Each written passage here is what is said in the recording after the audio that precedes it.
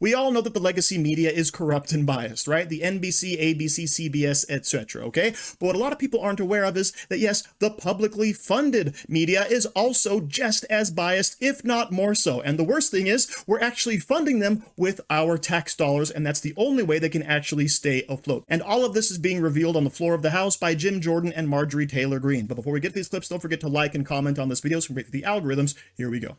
Ms. Maher, who is Uri Berliner? Mr. Berliner is a former senior editor, That's all? former senior business editor for NPR. How long do you work at NPR? I believe he was there just over 25 years. 25 years?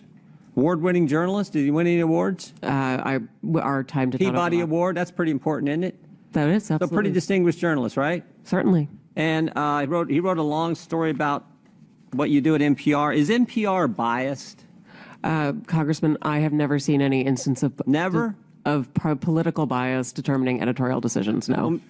Well, Mr. Berliner, in his story last year, wrote, in the D.C. area, editorial positions at NPR, he said he found 87 registered Democrats, 0 Republicans. Is that accurate?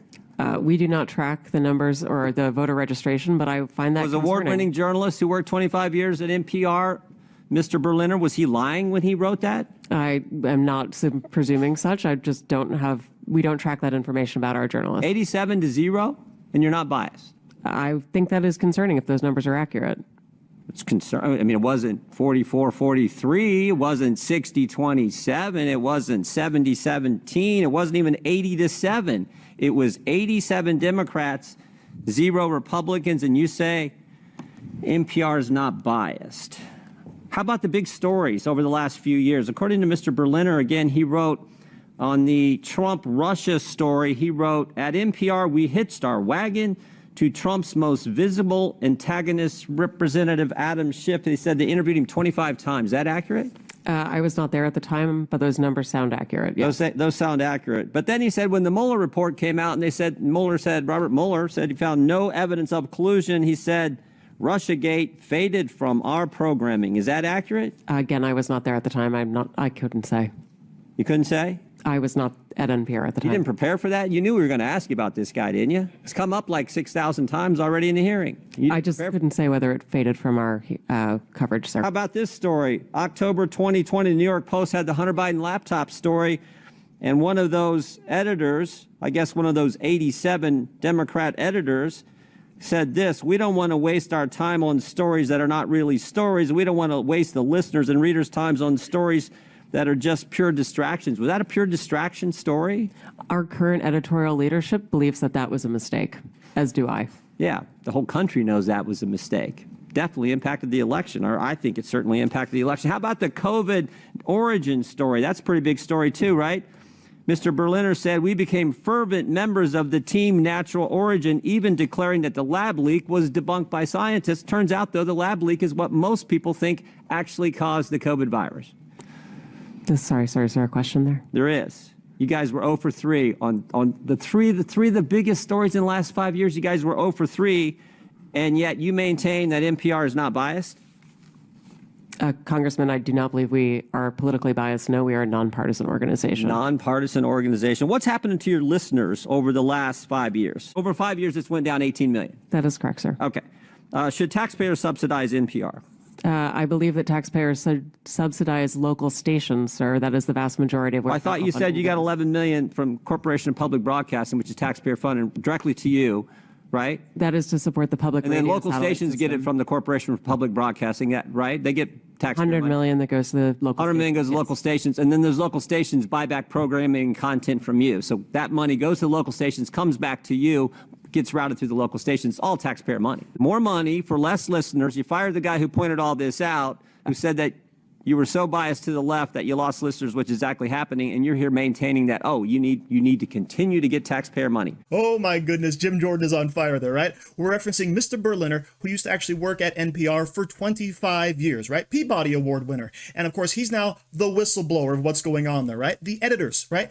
87 to 0, right? Democrat editors, 87 to 0 Republicans, right? And there's no bias there. There's no personal opinion about what stories you might cover, okay? And we see the same type of thing in academia. We see the same type of thing in big tech. We see the same type of thing with legacy reporters, right? Everything seems to lean one way. And of course, this big shift started happening about 60 years ago. It used to be kind of even keel, Democrats, Republicans. But of course, when you talk about Republicans and conservatives, we are happy to let people into our space. We're happy to hire people of all walks of life. However, as soon as the management becomes left-wing, what happens? Oh, everyone else starts to all of a sudden fall in line, right? The old guard is slowly kicked out. The old guard is slowly replaced. And now all of a sudden you end up with an organization where you have 87-0 Democrat versus Republican editors, all right? Yes, this is definite bias. Now, how in the world do we know it's bias? Because the biggest stories that would have harmed the left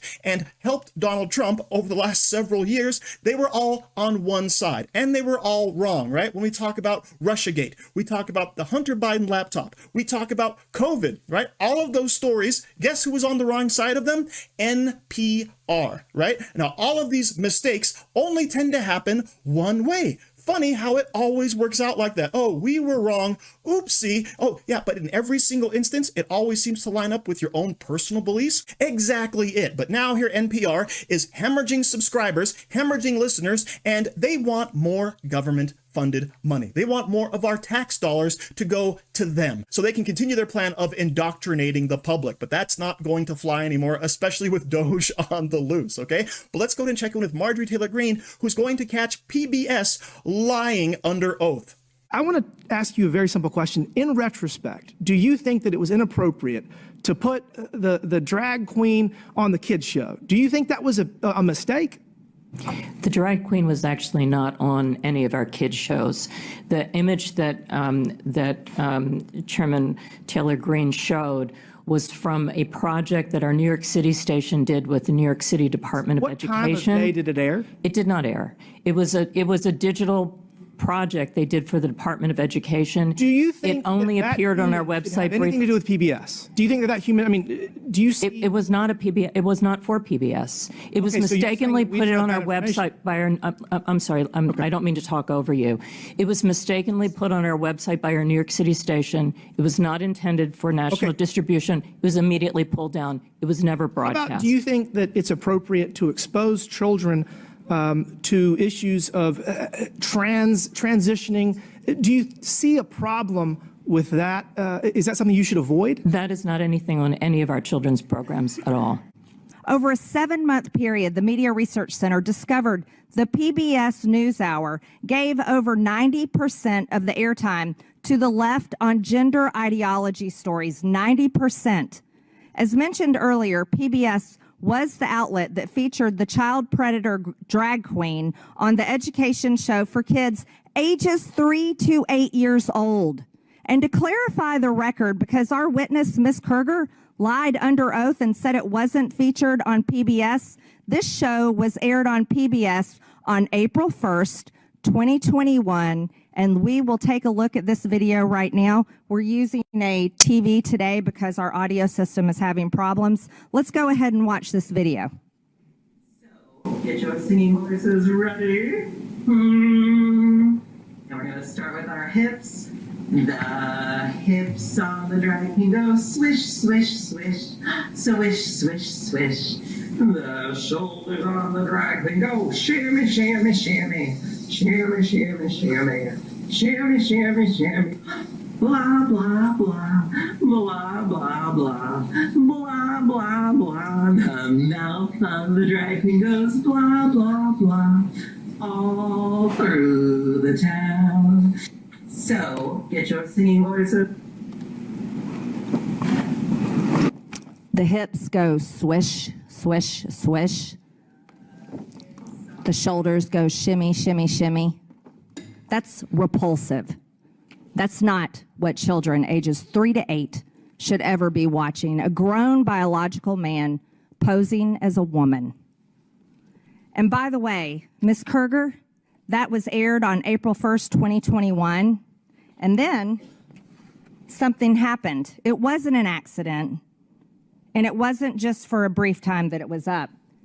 It was aired April 1st, And then somehow it expired May 24th. It seems so weird to be talking about this because the country has had a total backlash, a collective, right? We're not going back to this garbage. We all realize it is inappropriate unless, of course, you're on the left. And they might try to hide. They might try to run from their former positions, but it's going to be revealed, as it just was on this committee. Hey, PBS chairwoman, you used to have drag queens on your programming. Why would you do that for kids as young as 3? Oh, we totally never did that, right? It was not on any of our stations. Oh, turns out it was. Here's this sicko out here talking about swishing the hips and shimmying, okay? Why is this appropriate for children? And the answer, of course, is it's not. Now, of course, it wasn't just PBS trying to get into the whole drag queen story hour, trying to influence your kids. It was also Nickelodeon. It was also Disney, right? They were all in on it. They were all doing it. It was the next new frontier. But thankfully, they did all this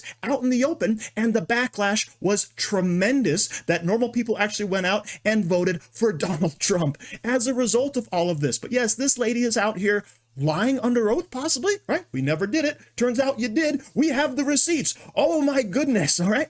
But of course, we're not going to let them forget that. But of course, this only matters if we actually do something about it and charge this lady for perjury. So thank you very much for watching. Don't forget to like, share, comment, subscribe, and say hi to your mom for me.